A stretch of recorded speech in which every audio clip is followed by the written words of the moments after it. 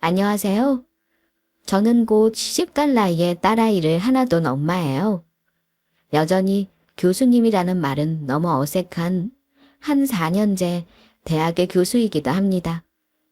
만학도로 공부에 실험 강사 전전하다 임용된 지 얼마 되지 않아 딱히 자랑할 만한 거리는 못 되네요. 아, 그리고 50대 초반의 미모의 중년 여성이기도 하네요. 사실 제가 이 낯간지러운 말씀을 오해해 드리냐 하면 제 딸이 말을 하도 재밌기도 하고 저도 아직 여자인지라 자랑하고 싶어서예요. 하루는 제 딸이 엄마, 난 퇴근하면 진짜 집에 올 만한다 라고 하더라고요. 그래서 제가 물었죠. 왜? 그랬더니 딸이 집에 맛있는 저녁 식사가 기다리고 있지. 게다가 50대 미모의 중년 여성이 있잖아. 얼마나 설레게? 라면서 애교를 부리더라고요. 저와 딸은 그날 자지러지게 웃었답니다. 정말 제가 이 아이 안 낳았으면 지금 좀 무슨 낙으로 살까 싶기도 하고요. 이제 곧 시집 간다고 남자를 데려올 텐데 생각하면 서운하기도 하고 안쓰럽기도 해요. 딸이 가끔 물어요. 엄마는 내가 결혼할 남자를 데려오면 뭘 제일 많이 물어볼 거야? 그럼 저는 정말 단호하게 말해요. 부모님 인품, 그리고 형제가 있는지. 그럼 제 사정을 아는 딸은 비식 웃으며 대답하죠. 형제는 없는 사람으로? 저는 진저리를 치며 말하곤 하네요. 그래, 너는 손 아래든 손 위든 동서는 없이 살았으면 좋겠어, 정말로. 라고요. 사실 솔직히 말씀드리자면 저는 7년 전 이혼한 이혼녀이기도 합니다. 다 늙어 무슨 이혼이냐. 살 만큼 살았는데 그냥 참고 살지. 갑자기 이혼이 웬 말이냐 하는 소리도 주위에서 참 많이도 들으면서 한 이혼이었어요. 그래도 더는 도저히 못 참겠는 걸 어쩌겠어요. 평생 희생하며 산 삶이 무의미해질 정도로 힘들고 지치는데 이젠 정말로 애쓰고 싶어지지 않는 지점이 오더라고요. 꼬장꼬장하고 가부장적인 시부모에 무심한 남편, 하물며 정말 얄밉다 못해 극악한 아래 동서를 견뎌내는 일이 더는 벅차할 수가 없었거든요. 그렇게 이혼을 하고 난 후 지금 저는 날아갈 듯 편하고 행복한 삶을 영위하며 살고 있어요. 아마 그때 이혼이라는 큰 결단을 내리지 못했다면 아직도 여전히 그 옥장 무너지는 나날들을 견디며 살고 있겠죠? 그럼 지금부터 제가 어떻게 그곳을 탈출하게 되었는지 차근차근 한번 말씀드려 볼게요. 저는 사실 가정 형편이 좋지 못했어요. 어머니는 중증장애를 앓고 계셨고 아버지는 작은 구멍가게를 하셨는데 지질이 장사가 되지 않아 제 식구 입에 풀칠하기도 벅찼죠. 그래서 중학교도 겨우 졸업한 형편이었죠. 대학은 못 보내줘도 고등학교는 꼭 들어가라는 아버지의 말씀에 열심히 또 열심히 공부했습니다. 사실 제가 이립에도 초등학교 때부터 중학교 때까진 전교 1등을 놓치지 않을 만큼 꽤 공부도 잘했거든요.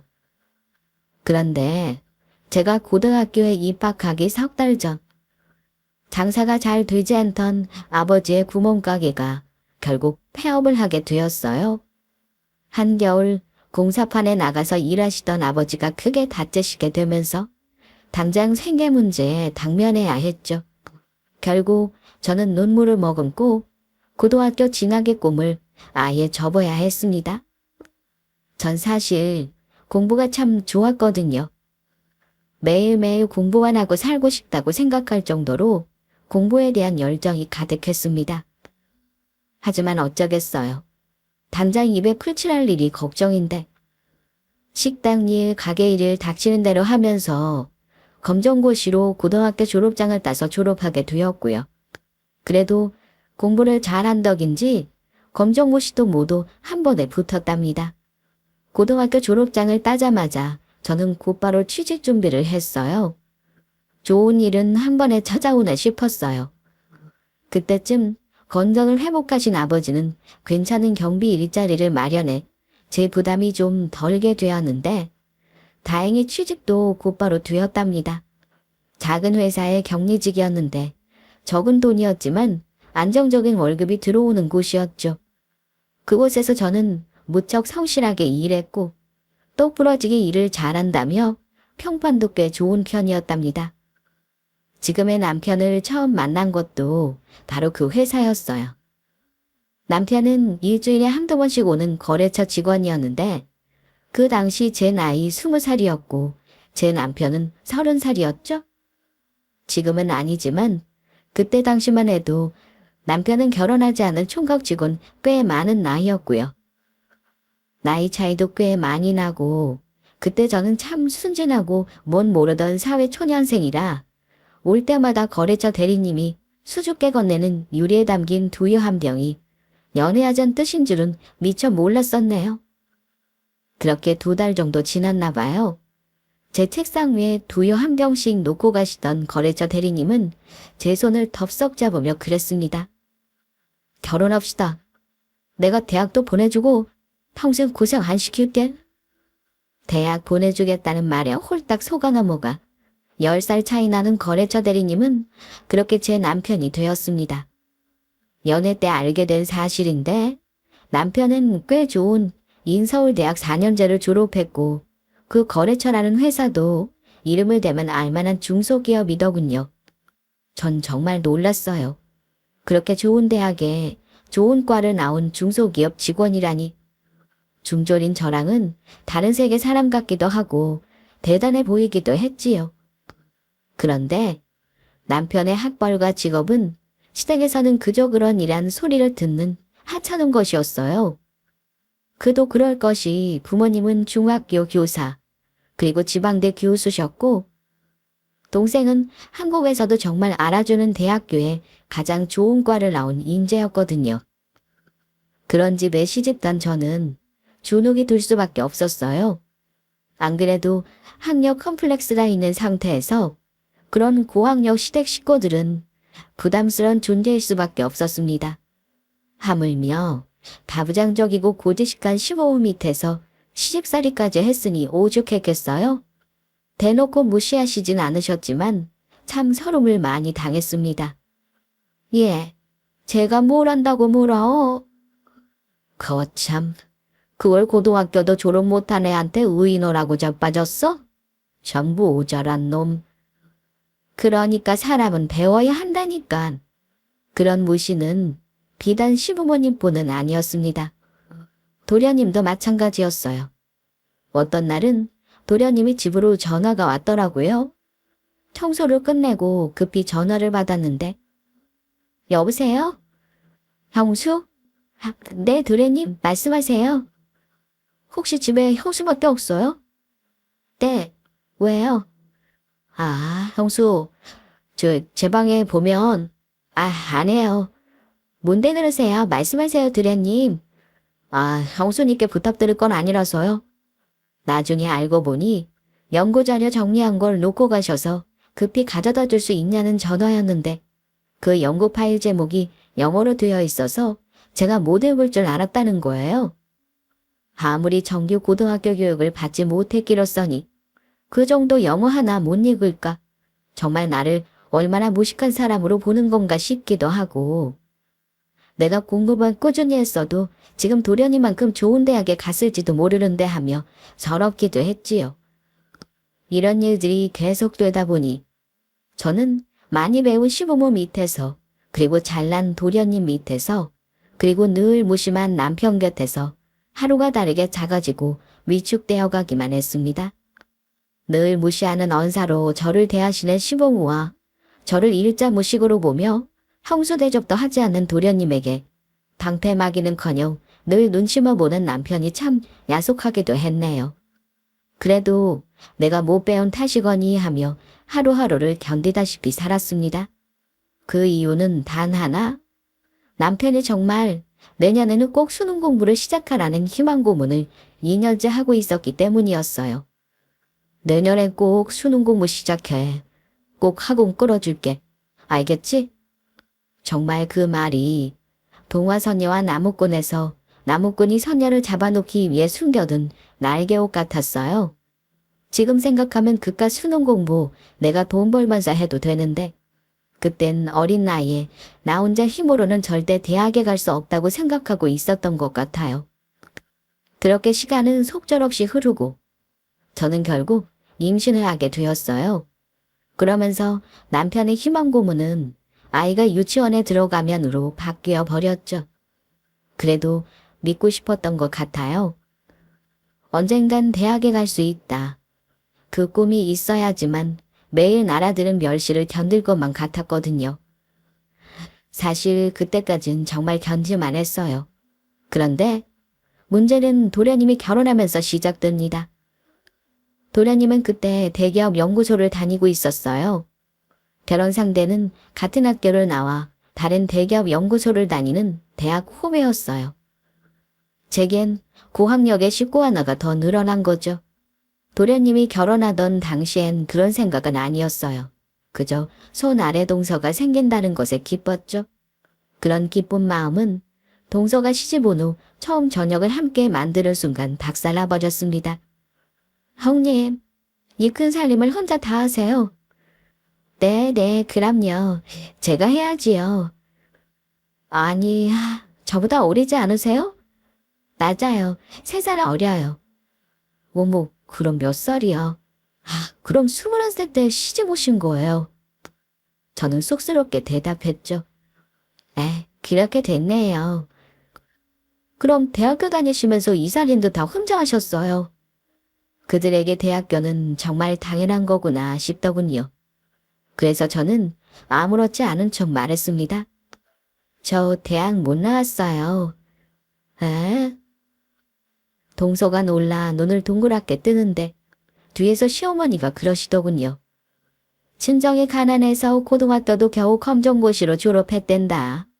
모르는 거 투성이니까 네가 좀 가르쳐. 시어머니의 말씀에 동서가 절 보는 눈빛이 확 변하더군요. 어머, 요즘 세상에 그런 사람도 있구나. 그때부터였을 거예요. 모든 시댁 식구들은 저를 따돌리고 자기들끼리 주제를 만들어 대화했습니다. 세계 정세, 한국 경제, 역사, 가끔은 서로의 전공에 대해서도 토론하듯 이야기를 했죠. 저는 그 안에서 정말 이방인이 된 기분이었어요. 가끔 대화에 끼고 싶어서 저 그건 뉴스에서 봤어요. 라고 하면 늘 경멸 섞인 무시가 뒤따라왔어요. 형님, 뉴스가 다가 아니에요. 이렇게 보이는 대로만 믿는 무지한 사람들 때문에 더 문제라니까요.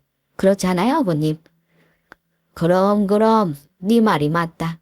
하여튼 못 배운 것들이 어디서 주워들은 것 가지고 지들이 맞다고 오기니 나라 꼴이 이 모양 아니냐. 저는 늘 입을 다물어야 했고 그들에게 못 배워먹은 지들에 불과했죠. 영영 그들의 대화 속에 섞일 수 없을 것만 같아 외로움은 짙어만 졌어요. 하루는 이런 일도 있었어요. 제가 열심히 김치를 담그고 있는데 거실에서 팽팽 놀다 온 동서가 제 곁에 와서 옆에 쪼그리 앉더군요. 형님, 근데 김치가 왜 몸에 좋은진 알고 닮으시는 거죠? 네? 뭐 당연히 유산균도 많고 하니까 그런 거 아닐까요? 그러자 동서가 기득 웃더군요. 유산균이 왜 몸에 좋은데요?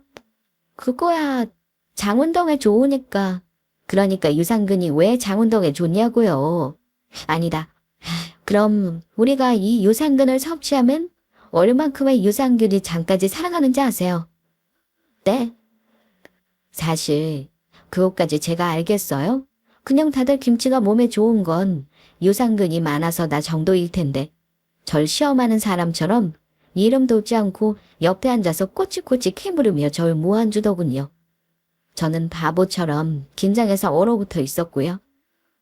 제가 답을 못하고 어버버하고 있으니 피식 실소를 내뱉는 동서가 자리에서 일어서며 그러더군요. 격 떨어져서 대화할 수가 없네. 격이라. 언제부터 사람의 격이 지식의 깊이로 정해졌었나요? 오히려 사람의 격이 정해지는 건 인품 아닌가요? 아무리 저보다 나이가 많은 손아래 동서라고 해도 모씨가 가르쳐준 말에 저는 정말 몰화가 터졌습니다. 15호님과 도련님에게 받았던 모멸감은 모멸감도 아니더군요. 하지만 모시기 주애라고 저는 그 자리에서 한마디도 따지지 못하고 당하고만 있었습니다. 그날 밤 저는 아이를 재워놓고 침대에 누워 남편에게 넌지시 말했습니다. 여보, 나 대학 언제 갈 수 있어요? 내가 아직 어린데 무슨 학교야. 요새 잠잡아더니 왜 또 그래? 나 대학 보내준다며. 그래서 내가 지금 이렇게 견디는 거잖아. 내가 당신 집 식모랑 다를 때 뭐예요? 당신 동서가 날 못 배웠다고 얼마나 무시하는 줄 알아요? 내가 이제 손아래 동서한테까지 무시를 당해야 하냐고요. 울먹이면서 그랬더니 남편이 너 못 배운 걸 왜 내 탓을 해? 나 대학 안 보내줄 거예요? 대학은 무슨 쉰소리 그만하고 잠이나 자. 라고 하곤 쿨쿨 코까지 골며 자버리더라고요. 제 꿈은 순식간에 무너져 내렸습니다. 자는 남편은 흔들면서 말했어요. 여보, 나 대학 보내줄 거죠? 괜히 그렇게 말하는 거죠? 저는 깨지 않는 남편에게 애원하며 밤새 울었습니다. 너무 억울하고 서럽더라고요. 내가 왜 이렇게 살고 있나 싶기도 하고요. 정말 하도 울어서 다음날 눈이 안 떠질 정도였죠. 그때부터 저는 정말 딸아이 하나만 보고 살았어요. 대학 보내주겠다는 말만 순진하게 믿고 시집와서 그 희망 하나만 품고 살았던 삶이 와르르 무너지는 기분이었거든요. 이 말씀을 안 드렸군요. 저희 딸과 동선의 아들은 비슷한 시기에 태어났어요. 동선애가 허니문 베이비로 아이를 가져 저와 비슷한 시기에 출산했거든요. 자연히 아이들이 커갈수록 자주 비교 선상에 놓이곤 했어요. 저희 딸은 그때까지만 해도 참 산만하고 집중을 잘 못하는 아이였어요. 그에 비해 조카인 동선의 아들은 영재가 아니냐는 소리를 들을 만큼 나이에 비해 똑똑했고요. 그런 상반된 모습을 보실 때마다 시부모님은 피는 못 속인다더니 엄마 쪽 유전자를 그대로 닮았네.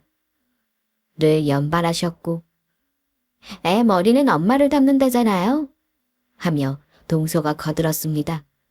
저는 입이 열 개라도 할 말이 없었어요. 이 집에서 못 배운 모시기는 저뿐이었으니까요. 하루는 조카 아이가 와서 제게 조그만 입술로 묻더군요. 큰엄마, 저 나뭇잎은 왜 초록색이에요? 그래서 제가 아이의 감성에 맞춰서 동화처럼 예쁘게 답을 해줬죠. 그건 말이지. 식물잎은 해를 사랑해요. 그래서 사랑하는 해를 향해서 이렇게 입을 벌렸지. 그랬더니 해가 초록색 사랑을 선물했어요. 그러자 채타며 코웃음을 친 조카 아이가 저를 덕멸하는 눈빛으로 바라보며 그러더군요. 식물의 광합성 작용 때문이잖아요. 역시 큰엄마는 우리 엄마 아빠랑 할머니 할아버지가 말씀하신 대로 무식한 사람이구나. 라며 쪼르르 제 엄마 품에 달려가 버리더군요. 그러자 동서가 깔깔깔 웃으면서 어머, 애들은 정말 못 속인다니까 하는 거예요. 기가 막혀서 정말. 아니 분명 엄마 아빠 할머니 할아버지에게 들었다고 효성이가 똑똑히 말했는데요. 어떻게 애 앞에서까지 저를 그렇게 무시할 수 있을까요? 다른 이유도 아닌 자신들보다 많이 배우지 못했다는 이유로요. 하다 이젠 4살 난 조카까지 저를 무시하니 정말 황당하고 어이가 없었습니다. 그런데 문제는 그게 다가 아니었어요. 하도 집중력이 부족해 찾아간 아동센터에서 딸아이가 상위 이거예요. 그 사실을 시댁에 알리면서부터 동서의 얄미운 행동은 극에 달했습니다.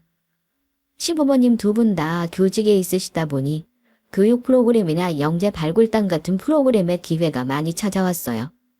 그럴 때마다 양손 가득 먹을 것을 사와 시부모님들을 꼬드기기 시작했어요. 어머니, 이번에 영재 말고 프로그램 한 자리 남았다면서요?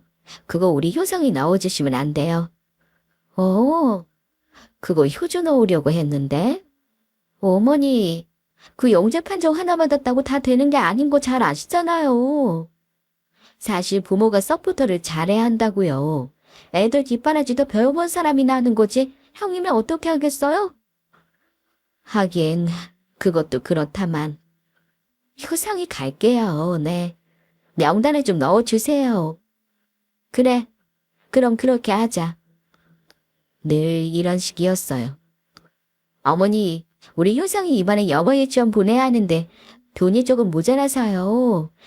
우리 애 머리가 좋아서 정말 잘할 수 있는데 두 분이 좀 도와주시면 안 돼요?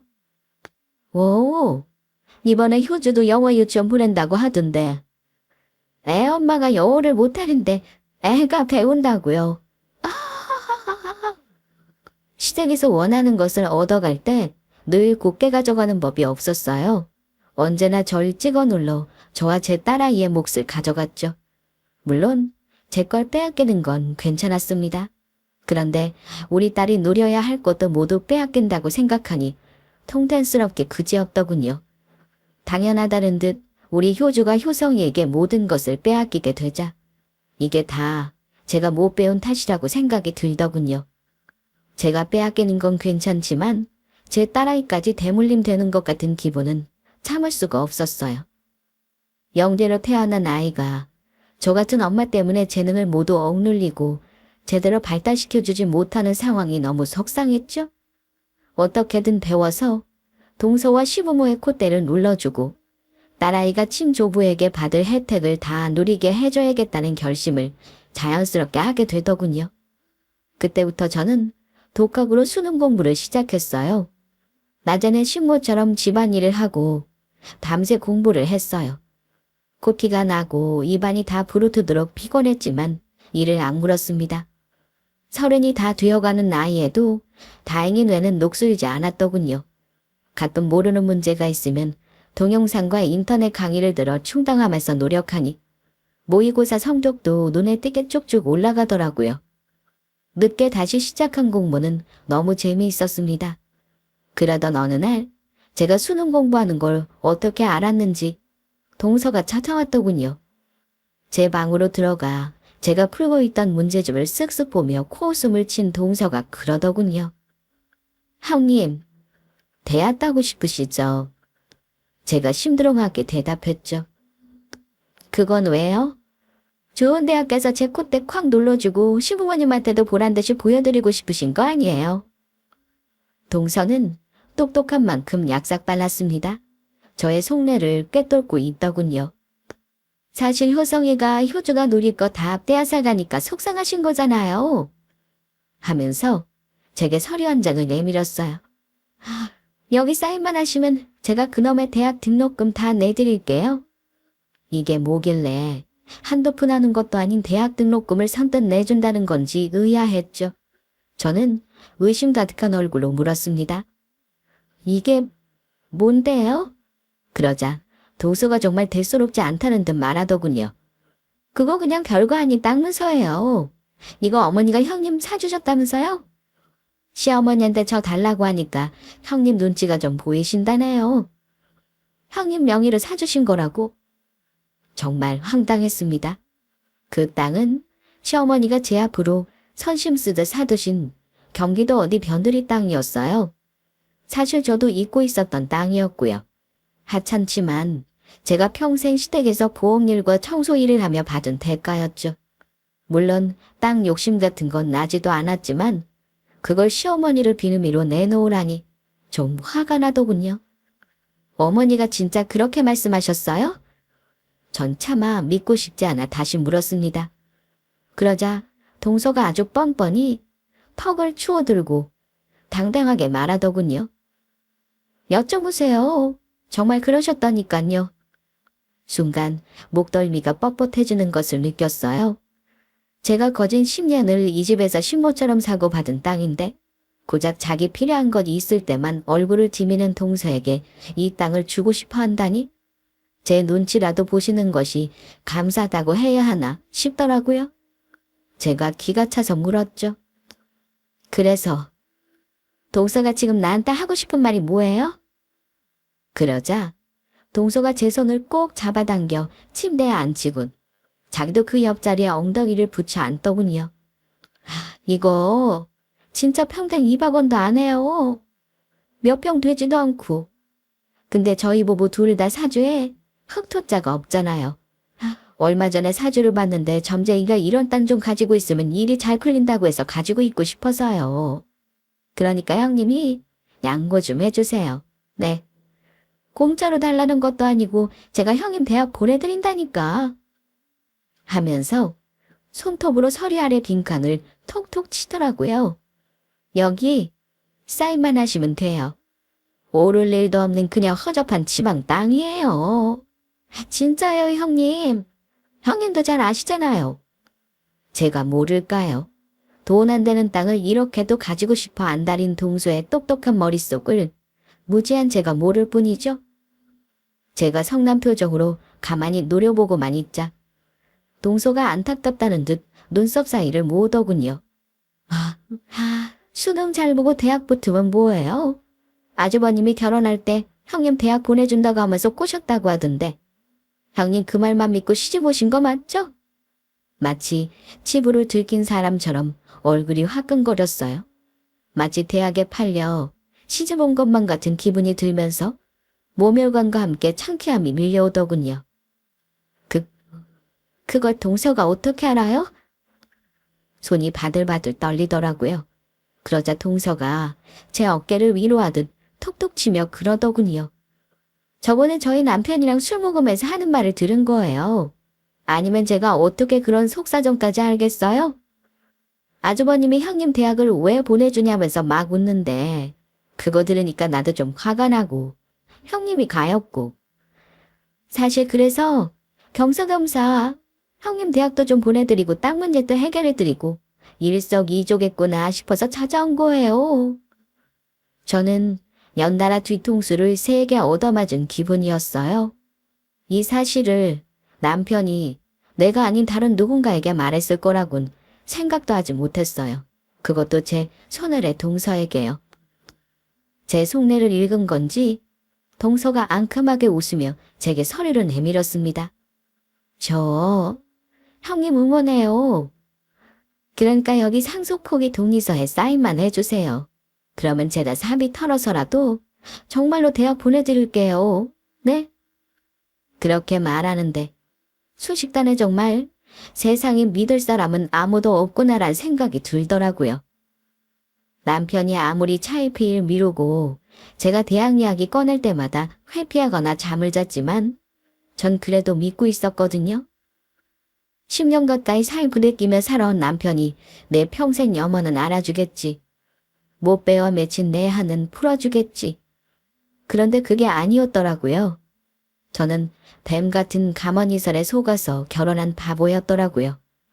그 큰 대식남과 한멸감에 저는 섣부른 선택을 하고 말았어요. 정말 사인만 하면 되는 거예요? 그럼요. 제가 보내드린다고 약속할게요. 녹음이라도 해요? 아니요.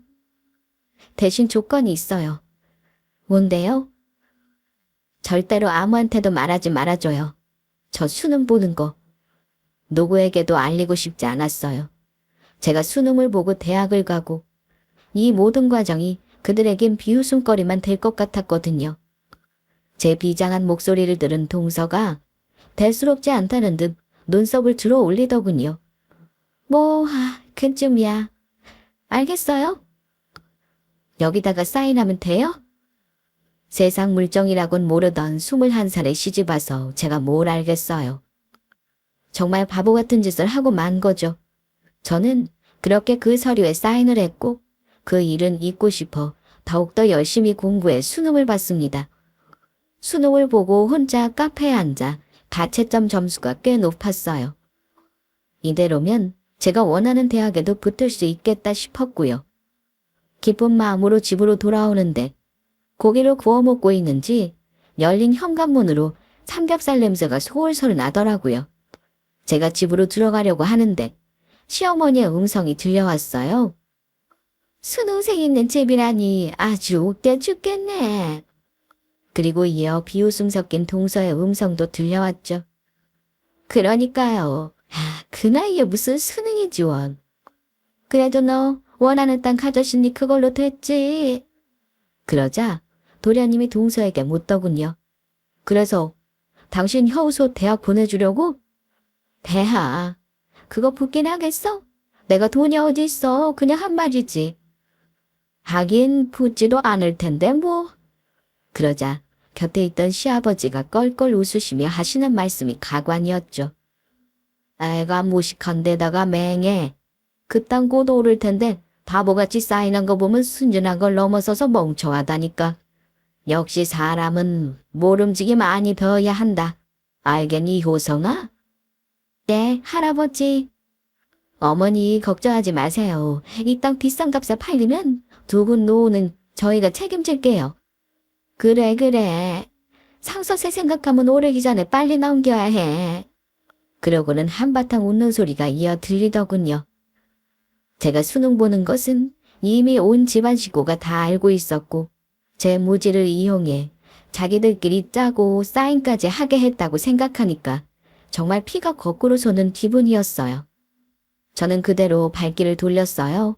아주 늦은 시간까지 밖을 돌아다녔어요. 그냥 하염없이 울면서 걸었던 것 같아요. 사실 제 가장 큰 절망감은 대학에 갈 수 없을지도 모른다는 거였었어요. 울면서 제가 도착한 곳은 친정집 앞이었어요. 저는 급히 눈물을 닦고 친정집을 놓고 했죠. 불편한 다리를 이끌고 어머니가 나오시더라고요. 아, 네가 이 시간에 무슨 일이야? 수능 보고 갑자기 엄마 아빠가 보고 싶어서 왔지. 저는 그렇게 웃으며 집으로 들어갔어요. 제가 앉자마자 근심이 가득한 얼굴로 두 분이 물으시더군요. 너 수능은 잘 봤어? 응, 나 엄청 성적 좋아. 우리나라에서 제일 좋은 대학 갈 수 있을 것 같아. 정말? 하긴 네가 어릴 때부터 공부는 진짜 잘했어. 우리가 형편만 좋았어도 교수 검사는 할 수 있었을 텐데. 아버지와 어머니는 뜰 듯이 기뻐하셨습니다. 그리고는 제게 다 낡은 통장 하나를 내미셨죠.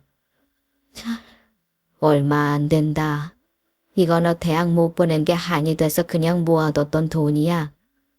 네가 틈틈이 준 용돈도 다 모았어. 효주 대학 보낼 때라도 주려고. 저는 놀라서 통장을 열어봤어요. 부모님에겐 거금인 1,500만 원이 들어있었어요. 뒤에 붙은 몇백만 원에 제 마음이 찢어졌죠. 얼마나 아끼시면서 한 푼 두 푼 모으셨을 생각을 하니 눈물이 나서 목이 맸습니다. 이걸 왜? 장서방이 어련히 알아서 보내주겠냐마는 이 돈은 등록금 해라. 꼭 네 등록금은 내주고 싶었어. 이걸 어떻게 받아? 왜 못 받아? 얼른 넣어둬. 저는 그렇게 낡은 통장을 들고 집으로 돌아왔습니다. 시부모님이 늦은 제게 잔소리를 하시는 걸 듣는 둥 마는 둥 하고 제 방으로 들어왔죠. 그리고 저는 곧 한국에서 내로라 하는 대학에 붙었습니다. 당당하게 장학금까지 받고 원하는 과에 붙게 되었죠. 그날 저는 남편에게 합격 통지서를 내밀며 선언하듯 말했습니다. 군가하든가 이혼하든가 둘 중 하나를 골라요. 뭐? 남편은 이게 미쳤나 하는 얼굴로 눈을 부라렸습니다. 대학은 내가 알아서 다닐 테니까 둘 중 하나 결정은 당신이 해. 너 이게 진짜 보저 하니까. 당신 나 대학 보내줄 생각 없다고 도련님이랑 동서 앞에서 그랬다면서요? 나 꼬시려고 대학 보내준다고 뻥친 거라며. 나는 더는 나 무시하는 시댁이랑 인연 이어가고 싶은 생각 없으니까 만약에 당신 씹고 못 버리겠으면 나랑 효주랑 둘이 이 집 나갈게요. 처음 보는 저의 완강한 태도에 결국 남편은 울며 겨자 먹기로 분가를 선택했습니다. 그때부터 시댁과의 왕래를 딱 끊어버렸습니다. 남편은 가끔 연락도 주고받고 왔다 갔다 하는 것 같았지만 전 신경 쓰지 않았습니다. 아예 없는 인간들 취급해버렸죠. 그리고 저는 학교를 다니기 시작했죠. 시부모 눈치도 동서 눈치도 보지 않으니 얼마나 좋았는지 모르겠어요. 하지만 무엇보다 가장 좋았던 건 역시 대학 생활이었습니다. 만학도 이기해 더 열심히 공부했고 성적도 그 노력을 배신하지 않았어요. 그렇게 반년쯤 지났을까요? 수업을 마치고 집으로 돌아가고 있는데 동서에게 전화가 걸려오더군요. 시댁에서 본가 하니 딱히 볼 일이 없었던 동서에게서 정말 오랜만에 온 연락이었어요. 또 무슨 일인가 싶어 전화를 받았습니다. 형님, 대학은 못 붙으셨나 봐요? 저한테 학비 달는 소리를 안 하시네? 호호호호호호. 수학이 너머로 들리는 소리에 저는 정말 어금니를 잘잘 씹었어요. 그리고 대답했죠. 동서, 나한테 학비 줄 생각 없었잖아.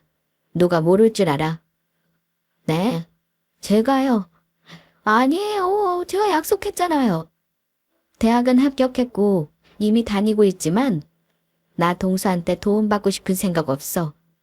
오, 뭐 정말요? 학교는 어디 다니시는데요? 제가 당당하게 대학과 과를 말했죠. 그랬더니 동서가 꿀먹은 버워리가 되더군요. 왜냐고요? 동서가 넣었다가 떨어졌던 바로 그 대학이었거든요.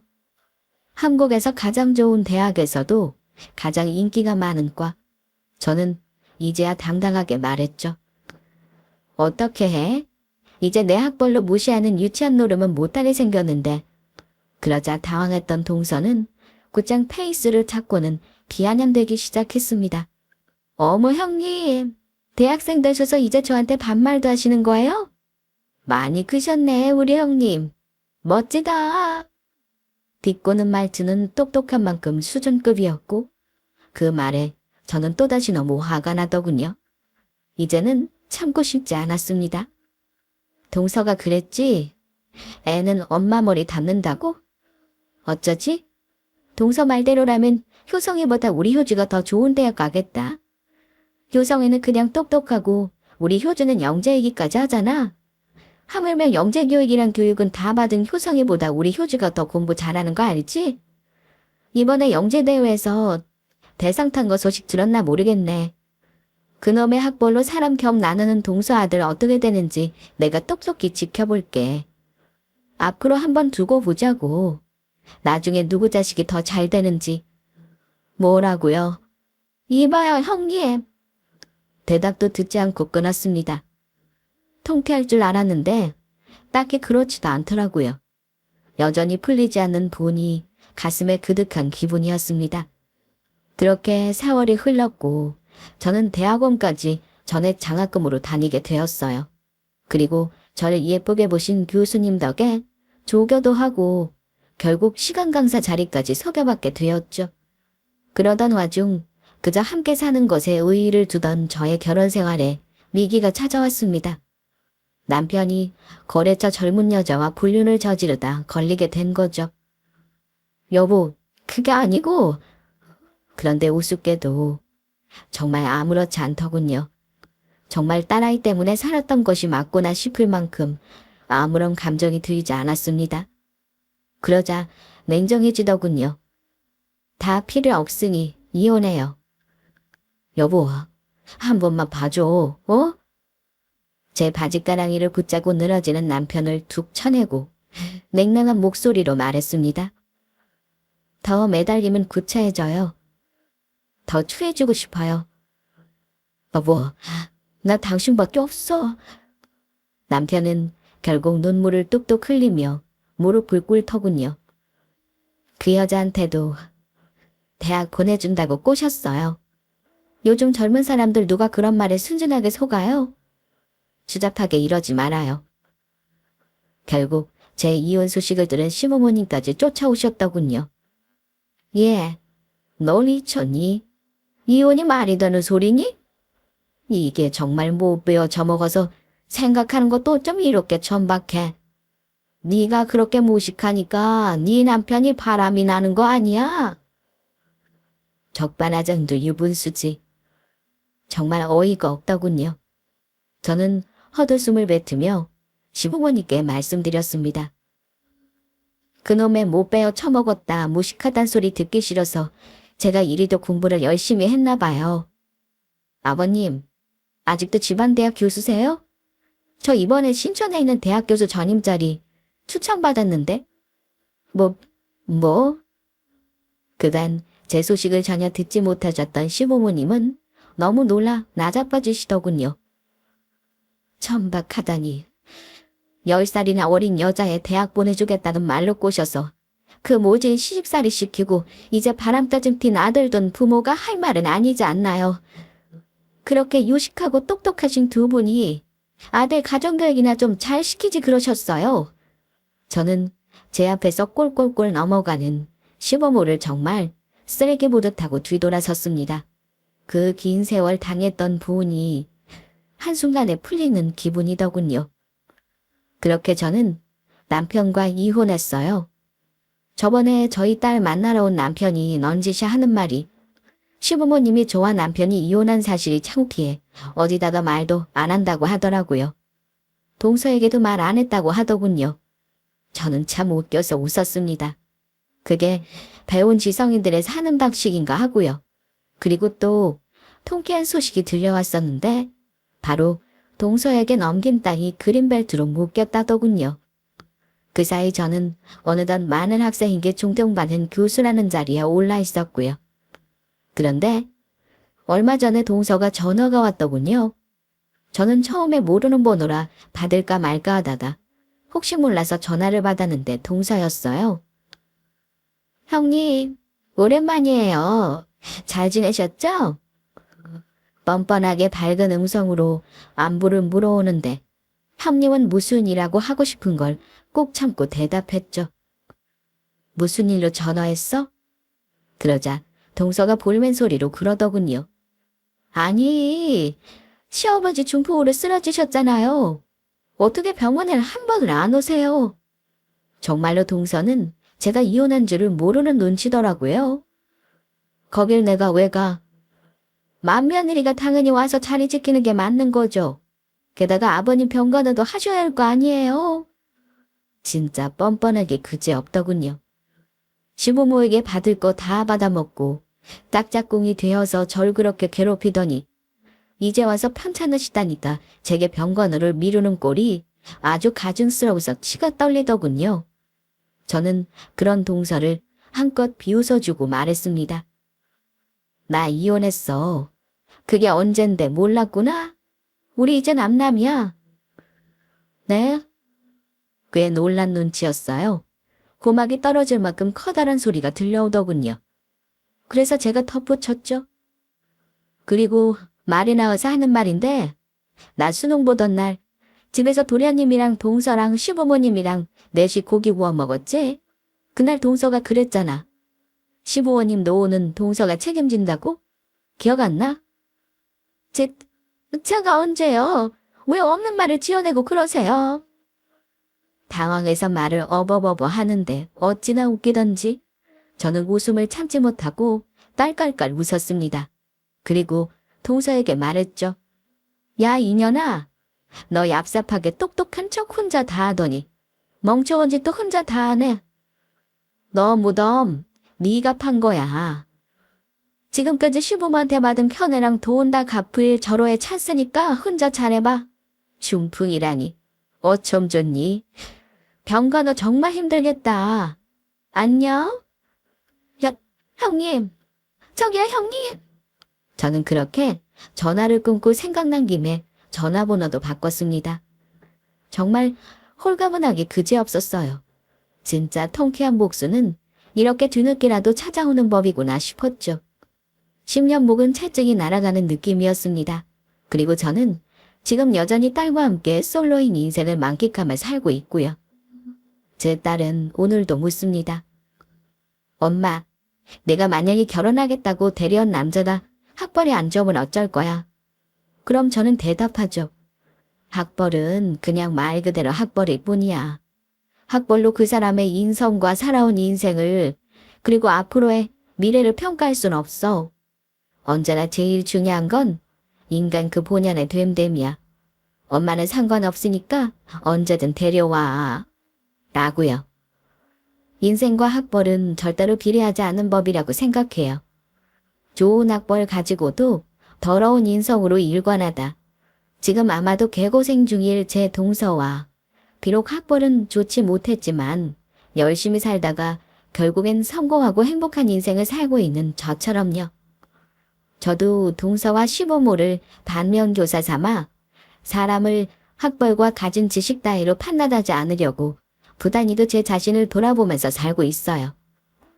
혹여 저의 작은 말 한마디가 누군가에겐 큰 상처가 된다는 걸 가장 잘 아는 저이니깐요. 긴 글 들어주셔서 감사합니다.